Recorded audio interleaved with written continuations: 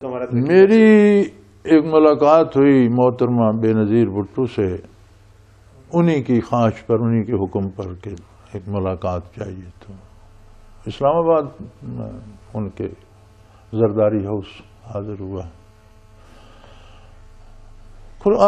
ہماری تو کھلی ملاقات تھی، نہ کوئی پالیٹکس تھی، نہ کوئی وہاں۔ وہ گیلانی صاحب پشاور والے موجود تھے اور یہ خورشید شاہ صاحب یہ بھی موجود تھے۔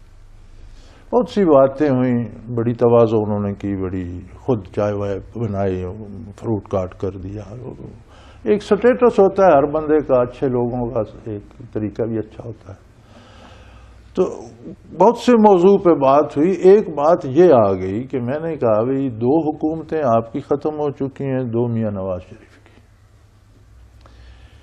جو منسٹر میاں نواز شریف کے پہلی حکومت میں تھے اور جن کی وجہ سے حکومت ختم ہوئی، دوسری حکومت میں بھی وہی تھے، اللہ کا شکر ہے دوسری بھی ختم ہوئی۔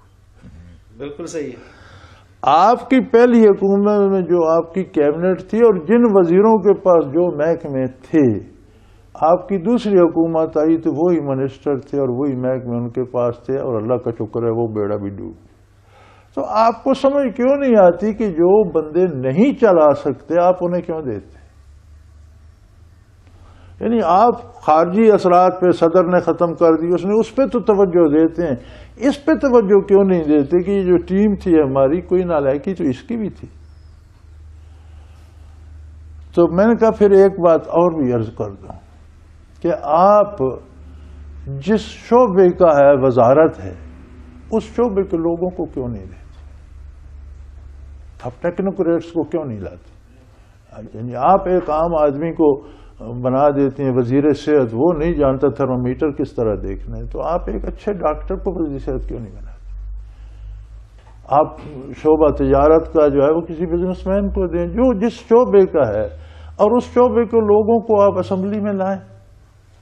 کہنے لگے وہ لوگ ملتے نہیں۔ میں نے کہا آپ نے اقلیتوں کی سیٹیں رکھ لی ہیں، آپ نے دوسرے تیسروں کی رکھ لی ہیں، تو ٹیکنوکریٹس کی بھی رکھ لیں۔ تو بڑی حیران ہو کے مجھے وہ فرمانے لگیں کہ یہ باتیں آج تک کسی نے بتائی نہیں۔ اب آپ تیسری حکومت میاں صاحب کی دیکھ لیجئے، اور وہی سارا سلسلہ چل رہا ہے کہ اپنے رشتہ داروں کو نوازا جا رہا ہے۔ وہی لوگ ہیں جنہوں نے پہلے بیڑے ڈبوئے تھے۔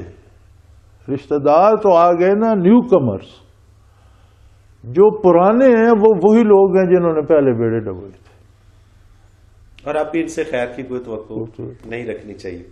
دوسری بات یہ ہے کہ اگر یہ ٹیکنوکریٹس کو لے کے آتے ہیں تو ایک بڑا مسئلہ ان کے لیے یہ کھڑا ہو جاتا ہے کہ جب بھی یہ اپنی منمانیاں کرتے ہیں تو وہ پھر کھڑے ہو کے کہتے ہیں کہ نہیں ایسے نہیں ہے۔ اصل مسئلہ یہی ہے نا جی کہ حکومت من مانی کرنے کے لیے نہیں ملتی، حکومت لوگوں کی مانی کرنے کے لیے ملتی ہے، پبلک کی فیسلٹی کے لیے ملتی ہے، لوگوں کو سہولتیں دینے کے لیے ملتی ہے، لوگوں کے حقوق کے تحفظ، محافظ اور گارڈ ہیں۔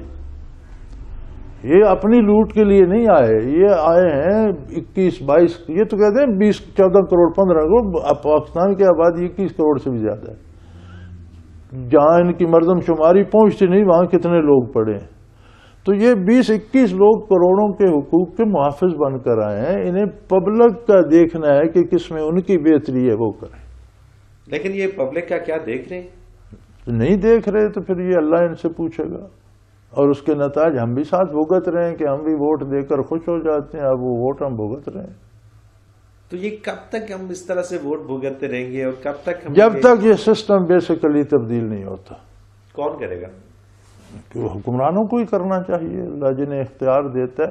اب اس کالونیل سسٹم پہ یار 70 سال چلانا کون سی شرافت ہے؟ کوئی اس کا حق بنتا ہے؟ کیا ہم آج ان کی کالونی ہیں؟ کیا انہوں نے ہمیں فتح کیا؟ ان حکمرانوں نے یہ ملک فتح کیا، ہم لوگ ان کی کالونی ہیں، تو پھر کالونیل سسٹم ہم پر کیوں؟ یہ اپنا کیوں انگریز بنا سکتا تھا، مغل بنا سکتے تھے، ہر حکومت بنا سکتی ہے، یہ کیوں نہیں بنا سکتی؟ اچھا، آپ کیا حکومت کو کیا تجاویز دیں گے اس وقت اس پروگرام کے تھرو کہ کس طرح سے وہ جو خطرات اس وقت منڈلا رہے ہیں اس سے کس طرح سے نکلا جائے؟ ایسے کام کریں جو پبلک کے فلاح کے لیے ہوں، لوگوں کو ان کے حقوق ملیں، اپنی ہوس چھوڑ دیں، خود کو محض ایک گارڈ سمجھیں، ایک محافظ سمجھیں، اور لوگوں کے حقوق بنیاد رکھیں تعلیم سے، عدالتی نظام سے.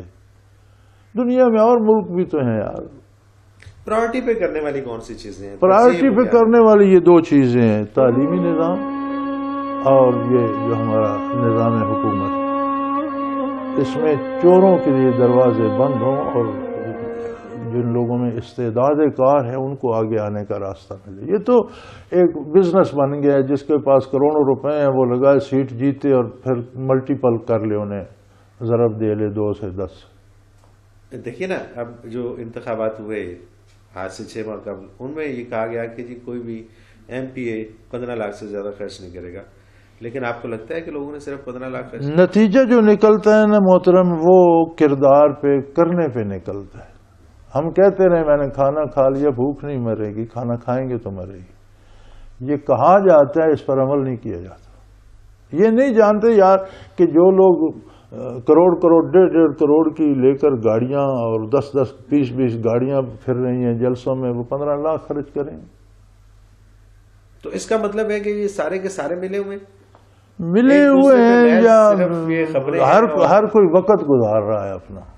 وہی والی بات ہے کہ سب آتے ہیں اپنا ایک وقت اپنا بسر کرتے ہیں اور چلے جاتے ہیں. تو اس روش کو بدلنا ہوگا. اب پھر بات وہیں پہ آتی ہے کہ بدلے گا کون؟ اللہ کسی کو توفیق دے گا. انشاءاللہ یہ ملک تو رہے گا، اس سے تو ہمیں بہت امیدیں ہیں. انشاءاللہ یہ ملک قائم رہے گا اور انشاءاللہ اچھائی بھی آئے گی. لیکن ہر چیز کی ایک لمٹ ہوتی ہے. رات کا بھی ایک دورانیہ ہوتا ہے، آخر گزر جاتا ہے. اب دسمبر کی راتیں ہیں، بڑی لمبی ہیں لیکن گزر ہی جاتی ہیں. سورج طلوع ہو جاتا ہے.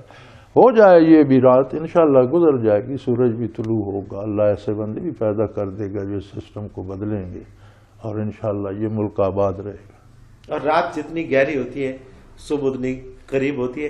ناظرین، آپ نے جیسا کہ آج کی گفتگو سنی اور اس میں سجیشنز جو حضرت صاحب نے اس حکومت کے لیے اور عوام کے لیے بھی ظاہر ہے اس میں بہت کچھ تھا کہ جب تک اس نظام کو نہیں بدلا جائے گا، جب تک اس سسٹم کو نہیں بدلا جائے گا جو سسٹم رائج ہوا انگریز کے دور میں.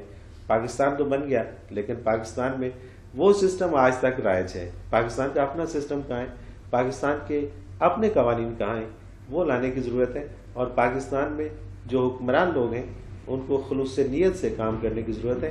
اور اس بات سے بالاتر ہو کے کہ ان کے اپنے کیا کہیں گے، بیگانے کیا کہیں گے، جو سچ ہے سچ کا ساتھ دینا چاہیے اور سچ کی ہی ہمیشہ پتہ ہوگی. اگر آج سچ کے اوپر اور خلوص کے ساتھ کام کرنا شروع کر دیں تو پھر یہ تمام خطرات، جیسے کہ حضرت صاحب نے فرمایا کہ قوت مدافعت ہم کھو چکے ہیں اور قوت مدافعت کو بحال کرنے کی ضرورت ہے. اور وہ اسی طرح سے بحال ہوگی کہ جب خلوص نیت کے ساتھ سارے کام کیے جائیں گے. اس کے ساتھ ہی منورتی کو اجازت دیجیے. اللہ حافظ.